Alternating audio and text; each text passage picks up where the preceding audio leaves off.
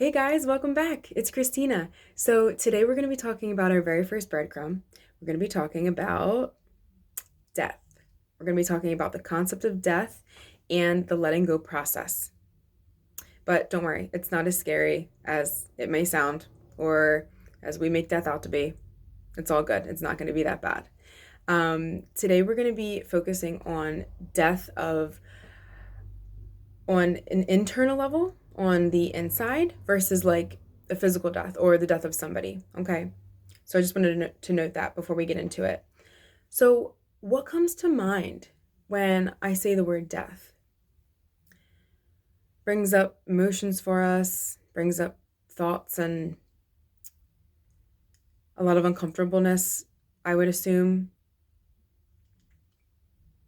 A lot of us have a uh, more of a negative mindset or perspective towards it. Like death is a bad thing. Like, oh no, like we can't have death happen, right? But in this video, I want to challenge that. I want to challenge the general belief that death is just automatically bad. It's automatically negative. Okay? Because I think that there can be actually some positivity to it. So, one of my goals for this video is to give you a different perspective about death and maybe help you see through fresh eyes and maybe think about some things that you didn't think about before when it relates to death, how it relates to death.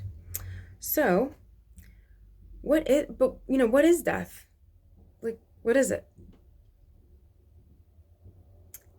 All it really is allowing what no longer serves you, what no longer has a beneficial purpose in your life to die and fall away.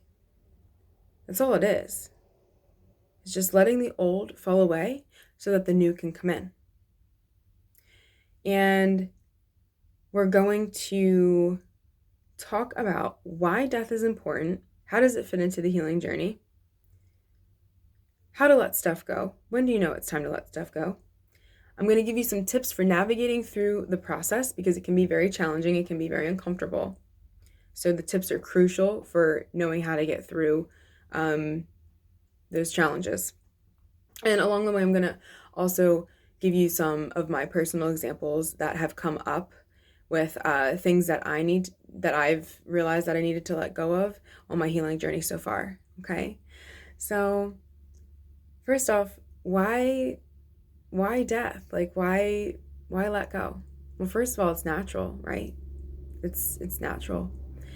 But I believe that it's important for two main reasons. The first one is that we need to create space for growth without allowing the old to die within us, whether it be an action, a pattern, a habit, a thought, a belief system, whatever it is. Anything can die, right? Everything's always transforming it and going through this cycle. So the old that no longer serves us needs to die so that it can be let go of, so that it can be released to create the space for something new to come in. Because the new is always trying to come in. There's always new growth, new development, new expansion happening, okay? And it can't, if it doesn't have anywhere to go, we can't claim it, right? The second reason why death is an important concept to understand and we need to let go of is we need to,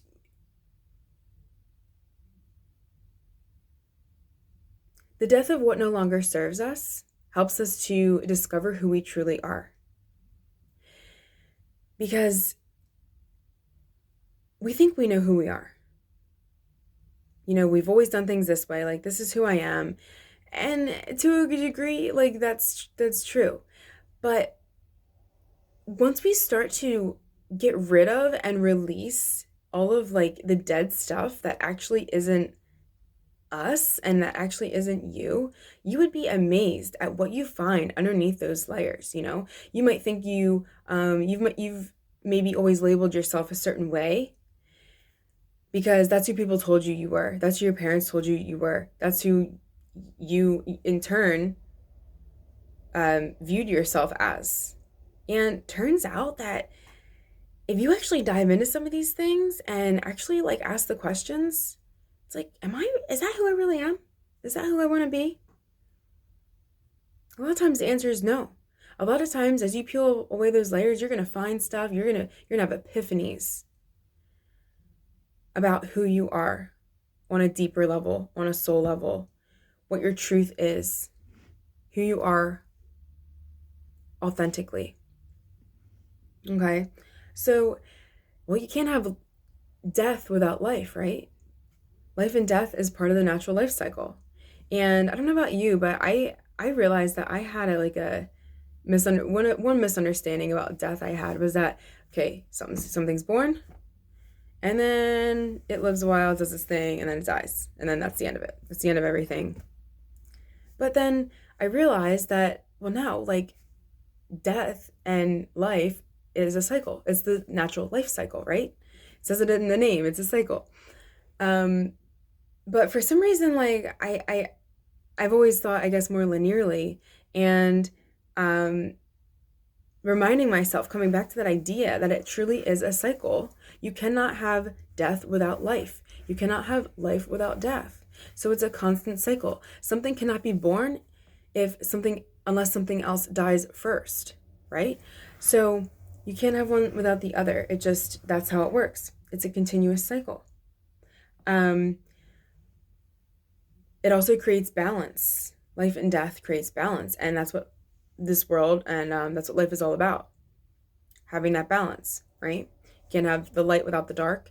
You can't have the black without the white. You can't have the life without the death. So, oh, I also wore my spiral earrings today because as I was getting ready to do this video, one of my favorite symbols is a spiral. And when I looked more into it, I was like, oh my gosh, like this is perfect for the topic and the concept of death. Because the spiral is an ancient symbol that symbolizes life cycles and changes of the natural world. With a spiral, there's no stagnation. Things are always moving, changing, growing, developing, all that stuff, okay? Just like with death. Once one thing dies, it allows for the momentum to keep moving. It allows for the new to come in, and it all is just a flow. A spiral is a watery symbol, so it's mutable. It goes with the flow. It ebbs and flows just like water does. So I want to tell you a little story. I was up visiting my grandfather upstate a few weekends ago, and we decided to go to the cemetery where one of my relatives is buried, and I'd never been there before, so this was a whole new experience for me. And as we were looking at the grave, something caught my attention up the hill, and it was the trees were calling me. I was like, I don't know, those trees are calling me. Like I had to go up there. I like trees, so I just had to go up, and I just felt the need to explore and like see what was up there. So I once I got up there, I realized that there was a ring of trees. Like I'd never seen anything like this before. In a perfect circle. Trees in a perfect circle. And they were a pretty good age too. I would say like, I don't know, they could have been like 40, 50 years old if I had to guess. So they were stable, they were grounded, they were sturdy. They were into their life. And I walked in the circle, and what I found was in the very center, there was a stone, like a family stone with their last name on it. And in between the trees and the stone was a circle of tombstones for everybody that had died in that family circle. And I was like, this is awesome. I don't know. It was like nothing I'd ever seen before. We think of a typical cemetery and they're just like tombstones just dotted all over the place, no rhyme, no reason. But this had more meaning to it. It felt more special. It felt more meaningful. It felt more like the cycle that it is. You had the trees that were the life, you had the tombstones that were the death, and then you had the center that held everything together, that helped to balance everything. And yeah, so this was just really cool. And I just had such a feeling when I was in there amongst the trees, amongst the life and the death, it was just an experience. And so I went around and I looked at all the tombstones, and some of them were very new and some of them were really old. A lot of them I couldn't even, or some of them I couldn't even read because they had been weathered, and I actually had to feel what some of the wording was on it, what was etched in there. So I came to this one that I couldn't read, and I was feeling it out with my finger what it said. And it said, "This is the way." Just "this is the way" and the person's name. No dates, nothing else on it. I thought, this is interesting. This is the way. So this is the way of death, the cycle. This is the way of life.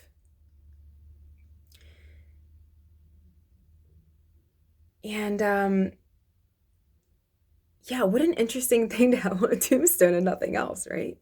So this is the way. It's the cycle. It's the life. It's the death. So that was kind of how I interpreted it. Now, if you interpret it in a different way, I'd be curious to know your thoughts. So let me know what you think. But yeah, kind of made me go, huh, I wonder what that means. Like, what was this person's intention behind this message on the tombstone? So anyway, one of my favorite quotes is by relating to death is by Chief Seattle. He was a Native American Indian chief in current day Seattle, Washington. Seattle, Washington was actually named after him. And he said that there is no death, only a change of worlds. It's only a shift in energy. Okay, we can either choose, the energy can either go towards like the old that's no longer serving us anymore, and keeping something alive that's trying to be let go of and trying to be released, or we can let that die and have the energy shift, change the direction and where it's going to the new, to building the new. So there is no death, only change of worlds. Okay, it's just a shift. That's all it is. So yeah, and to go into a little bit of about discovering like who we really are. So as we start to understand the importance of and the benefit of letting go of these old things, those habits, those thoughts, those patterns, whatever it is for you, and it's unique for everybody, we start to realize that as these things fall away, it was just like part of our false self. Like I said, we thought we knew who we were, but as we begin to shed those layers and get in there deep, we start to realize things about ourselves that you didn't know before. You never knew were down in there, and they were there the whole time.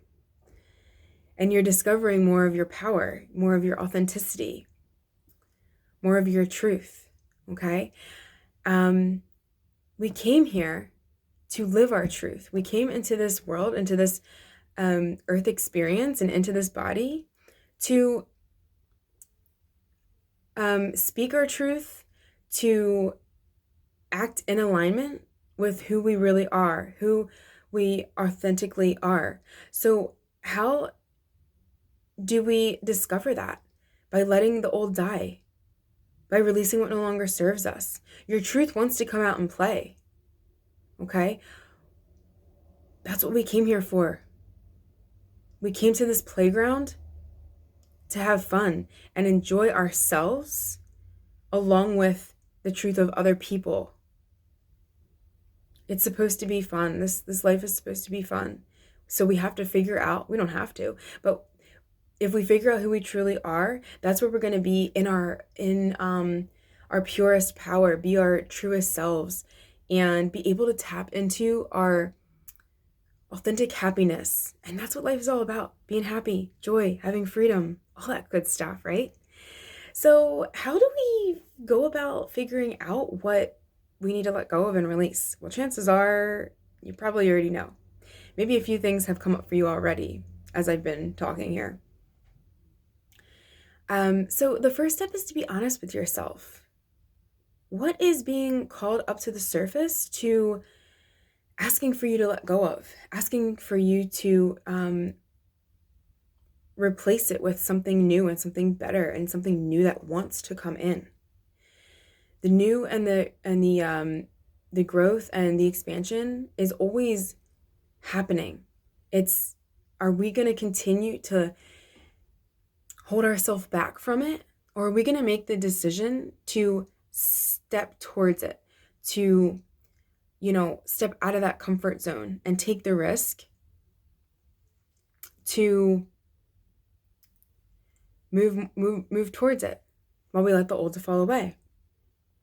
So be really honest with yourself. A few things, just real quick, personal examples of things that I realized that I needed to let go of. And some of this was like conscious, and some of it just kind of like, I was being triggered, and I was like, oh my gosh, like I didn't really realize that this was something I needed to let go of. I didn't know that this had such a hold on me. I didn't know that this was holding me back.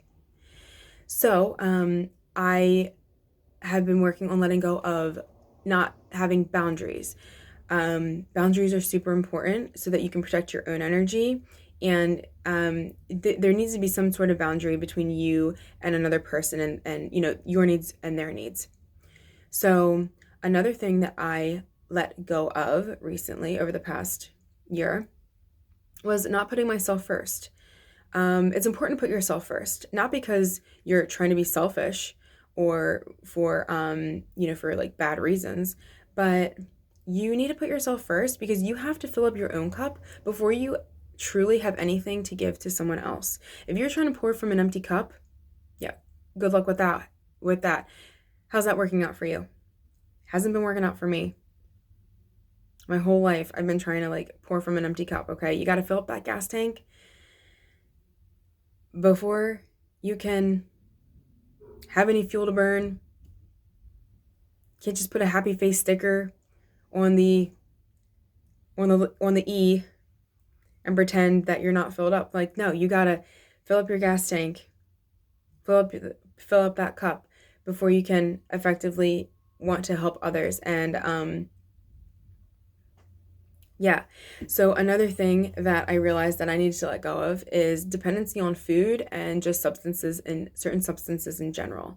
So I had no idea that I was so dependent and actually addicted to some of the stuff that I was, whether it came to food, whether it came to alcohol, marijuana, all that stuff that makes us feel good in the moment, is just really, and it took me so long to say this, but it's just a band-aid for whatever we're trying to cover up. And we don't really know sometimes what we're trying to cover up. It's not until you rip that band-aid up, rip it off, or like start to peel it back, that you realize what's actually underneath there. What wound needs to be healed. You need to allow that air to get to it, to get to that wound so it can heal. You need to take that band-aid off. Like stop trying to cover it up. It's the only way you're going to move forward. It's the only way you're going to grow into who you truly are. Procrastination is another one that I have been working on getting rid of. It's a work in progress. Okay. It's I'm still working through that spiral of, I've gotten a lot better with procrastination, but it took me so long to start to step into doing these videos, doing this work of sharing my journey, sharing my voice and what I have to say about this whole topic of the healing journey. So yeah, procrastination is another one that I'm personally working on. So this is just a very small list, and there's tons others that I am still working through. And each person, you're going to have your own unique set of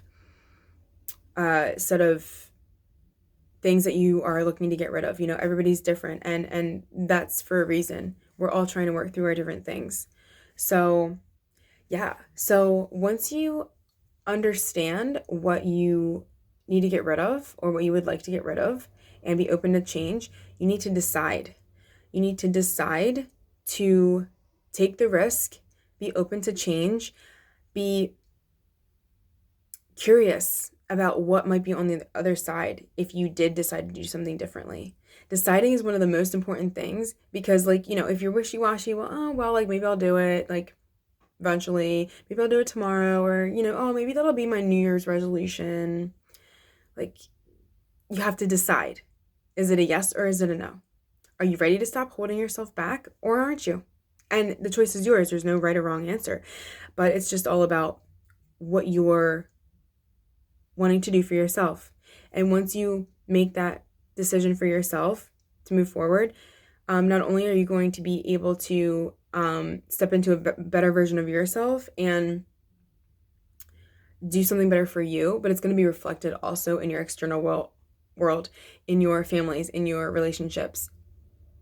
I'm telling you, it's actually really, really crazy, and it's really awesome how it shows itself. So it's kind of like a reward. Like, you do work on yourself, and then the external shows that to you and rewards you for that. So another thing that I want you to know when you're working on what you're needing to let go of is that you're going to expect to be triggered. You're going to be triggered as you're letting go of that habit, of that addiction, of that thought, of that belief. You're going to win some and you're going to lose some, okay? So don't be upset if you lose some, if you say, okay, like, no, this is what I'm doing now, and this is how I'm going to deal with this in the future. Chances are you're still going to go back to your old habits.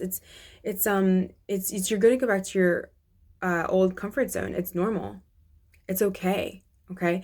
But you're going to have that sense of, okay, like, I wish I would have done this. Like, well, that's okay. Just make the decision that you're going to do something different next time. You're going to deal with it differently, right?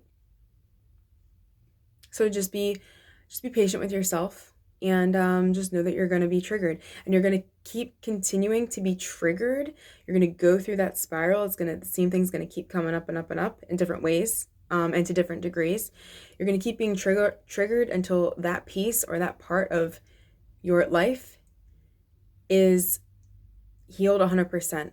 So this stuff takes time, okay? It doesn't happen overnight. It's a process. Give yourself time. Be patient with yourself. Go with the flow.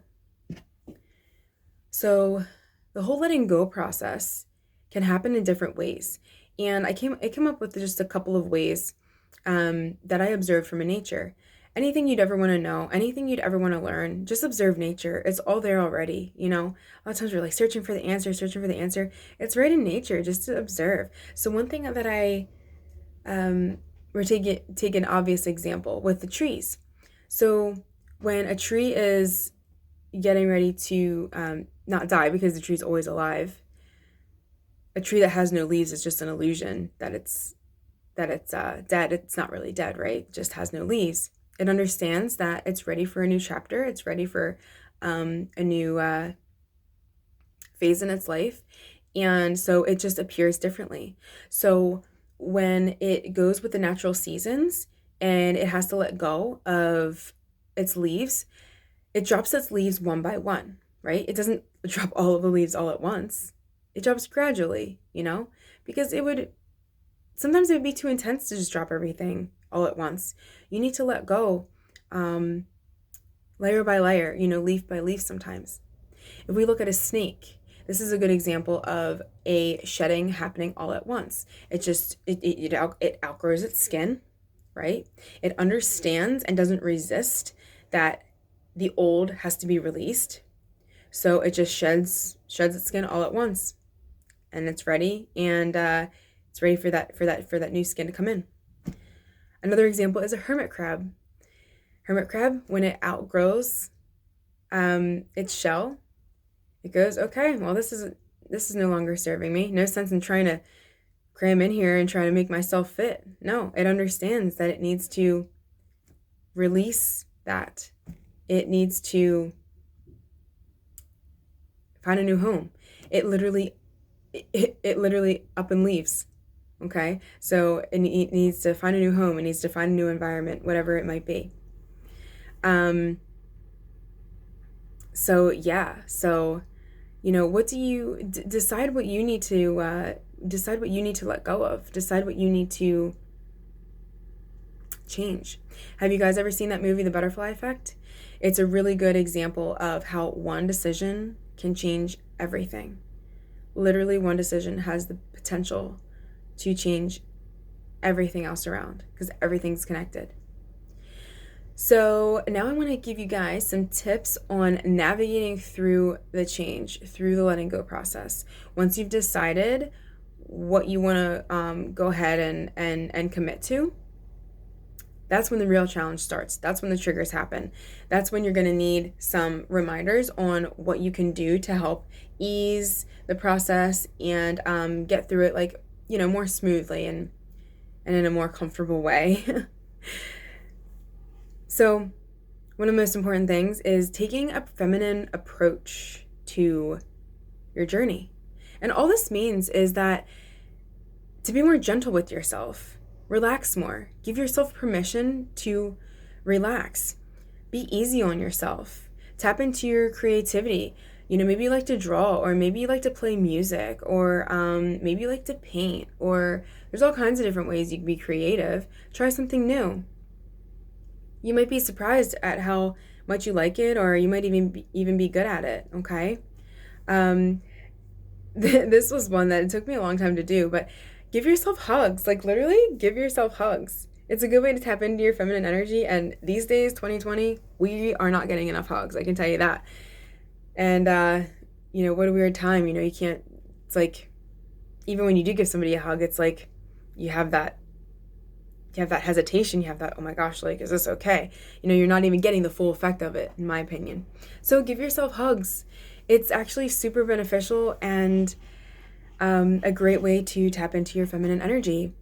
Another good way to help yourself navigate through the challenging times is by meditation. There's so many different kinds of meditations out there. You can go on YouTube, find a meditation. You can do a meditation app. You can sit in silence. You can do a guided meditation. You can even do a walking meditation. I mean, just being out in nature is a meditation, okay? Speaking of nature, that is one of my favorite ways to navigate through the challenges. Like, I'll just be like, you know what? I got to get out. Like, nature's my happy place. And nature is literally like the most healing thing that exists, in my opinion. It's grounding, it's balancing, it gets you out of your head. It really does do wonders for every level of your well-being. And it satisfies your soul, which that's what we're trying to get to. That's what's trying to come out. Your true self, your true spirit, your true soul. So, let's see what else here. Oh, another one of my favorite things is to journal. Journal it out. I get all up in my head a lot of times. So for me, it's really effective to just do a mind dump. Sometimes I don't even realize how much is going on in there until I get it out. This helps to create space in your mind so that you can put your energy and your thoughts into other things that are more productive rather than being stuck in the challenge, whatever it is you're in.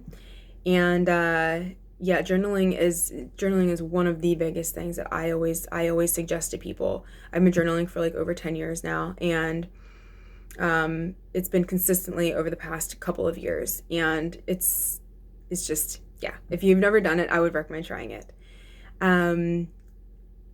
Music is a big one. Listening to music, it can be so soothing and calming. For me, I love all different kinds of music, and the way I choose it is what kind of mood I'm in. If I'm in a good mood, if I'm in like more like of a gentle mood, I will pick something that's more easygoing and calming and relaxing. I really love Yaima. There is a band that I came across not too long ago, but they're a really cool one, and it kind of just like takes me to a different place. It literally takes me to a different dimension, I feel like. Maybe I need to like tap into my roots. Maybe I need to listen to a little bit of country. Maybe I'm feeling sad and I just need a sad country song just because I want somebody to relate to and and connect with. Maybe I'm really angry. Like maybe I need some Metallica in my life, that just the bass and the drumming, just, it has a different feel about it. Maybe I need something like upbeat and fun, reggae. I love reggae. It helps to just tap into that fun and that easygoingness and that reminder that everything's going to be okay. So, those are just a few examples, but I love music all across the board. So let's see. It's important to ask yourself when you're being challenged, what do you need right now? Do you need to go take a nap? Do you need to get outside in nature? Do you need to listen to music? What do you need? Do you need to let it out? Do you need to scream? Do you need to cry? Do you need to throw a fit? This was something that I never did before, but recently, as I'm going through my healing journey, I'm realizing it's super beneficial to just have your crying fits. Literally scream into a pillow if you can't scream like out loud. Scream in your car as you're driving. Did that the other day. Guess what? It really helped. I wasn't happy about the fact that I did it and it happened, but it's what I needed at the time. The trick was like seeing through my tears as I was trying to keep my eyes on the road. So be safe when you're doing these things. But all of these things are healthy ways that you can release that resistance and release what's going on inside of you. So yeah, so I hope that gives you some tips and tricks to keep in your back pocket for when you need to pull them out. And know that this whole thing is a process. It's not going to happen overnight. It's going to take time. So allow time for those layers to shed. You are going to feel squeezed literally to death during this process. I know that I've been struggling a lot with that. Yesterday, oh my God, I felt so squeezed. Like I felt like literally nothing I did, even my tips, like nothing I did, even getting out in nature, just felt like I couldn't get relief. I just couldn't get relief. But I reminded myself that how do diamonds form? Through pressure, through intense heat and intense pressure. That's how you're going to turn into the diamond you're meant to be. Remind yourself that on the other side of this pressure, on the other side of this discomfort, you're going to find your purity. You're going to find how shiny you are. You're going to find a new level of beauty. There's good things on the other side of this discomfort. A couple quotes that I thought you guys might like. A friend of mine reminded me of this one the other day. You can never grow if you're not willing to be uncomfortable. Growth starts at the end of your comfort zone. Not at the end of the comfort zone, just outside of it. Take that baby step outside that comfort zone. What can you do today to just reach a little further? Just a little bit. Baby steps. If your path demands you to walk through hell, walk as if you own the place. I love that one, right? Sometimes when we are going through hell or experience something that is just freaking miserable, those are the exact times where we have the opportunity to understand and discover the strength that we have inside us that we didn't know was there. And I'll tell you that I have been discovering so much of my strength lately, and I would love for you guys to dive deep and be challenged and for you to find your own strength from inside. You never know how strong you are until being strong is the only choice you have. You'll be amazed at what you find. So, what is coming up for you? What is nudging you to be aware of? What's coming into your awareness? Chances are you probably already know some things that you need to get rid of, right? It's all about that being honest with yourself part. What's creeping up for you? What's your creeping death? You guys know that song by Metallica? As many times as I've listened to it in the past, and which has been a lot, it's just been until recently that I found out that it has to do with a biblical story of the 10 plagues. I'm like, really? Like, I feel like I've never known this. I guess I've never really listened to the words. I've just been listening to the sound of it, right? But anyway, I listened to the words and I'm like, what is this talking about? And I thought it was amazing because everything's all about perspective. And it's amazing how things can be interpreted in many different ways. So, the story of the 10 plagues was interpreted and noted one way in the Bible, right? And then Metallica did their own version of it. And it all has to do with healing and spirituality and that common denominator, that foundation of wanting to heal, and just like it just goes to prove that everything's connected. Like I felt like, I don't know, the way I thought about it was like that it was like a healing triangle. So who would have thought that Metallica, the Bible, and healing could all connect in some way? So I thought that was really freaking sweet. So yeah, like what can you take a risk on? I challenge you to be curious about the unknown and what's on the other side, not fearful. Like I feel like a lot of people fear death. I challenge you to have a different perspective, because I feel like in my experience, what I've come to realize is that before you can truly live, you must first fully die. We need to shed everything that isn't truly us.